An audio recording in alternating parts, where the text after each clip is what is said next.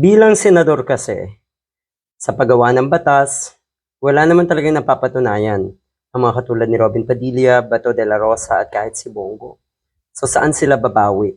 Doon sa mga pagpapakyut na kuno ay pupunta sa mga nasunugan, tumutulong sa mga taong nangangailangan, at ang sesti kalimitan ay galing sa bulsa nila yung kanilang tinutulong. Katulad din ni Mr. Robin Padilla kamakailan.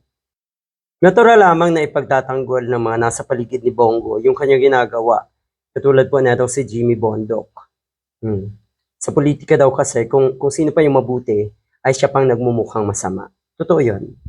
Ang dami yung pinagmukhang masama, winalang hiya, ginago, na totoong may malasakit, totoong may abilidad na pamunuan ang bansa. Ang dami yung winalang hiya at binastos at binaboy kayong mga diehard. Ganyan kayo kadesperado pagdating sa laban sa politika. Isa lang daw na normal na tao, eto si Bongo.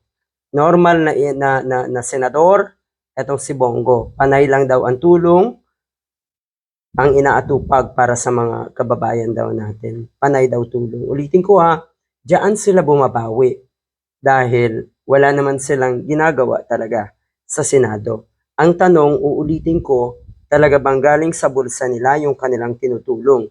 Talaga bang galing sa kanila mismo yung kanilang ipinamamahagi? Ang dami pong duda eh. Ang dami nagdududa ngayon kay Bongo.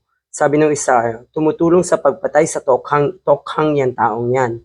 Sa madaling salita, kriminal din etong si Bongo. Pakitang tao lang daw yan. Diyan kayo nagkakamali. Ang nakikita nyo, huwag kayong pabulag sa taong yan kasama si Duterte. Ni Duterte, yan sa mga patayan, nung panahon ni dating presidente nga, maging matalino sana tayo sa pagpili ng ating iboboto. Salamat. Yan yung sinasabi ng mga kababayan natin na sa tingin ko ay dapat nating paniwalaan dahil yan din po ang nakikita natin. Ito yung totoong pagkukunwari. Kasi kadalasan, ibinabato nila sa mga katulad ni Atty. Leni Robredo, yung kuno ay pagkukunwari, yung pagsakay sa bus, yung pagiging simple, yung paglusong sa baha, pag merong mga kalamidad, yan ang masama para sa inyo. At ang mabuti, kaya totoo yung sinasabi natin si Bondoc na sa politika daw, kung ano pa yung mabuti ay siyang pinagmumukhang masama. Yan ang totoo. Gawain nyo yan. Pinagmumukha yung masama, ginagawa nyo yung masama, si Atty. Leni Robredo at marami pang iba.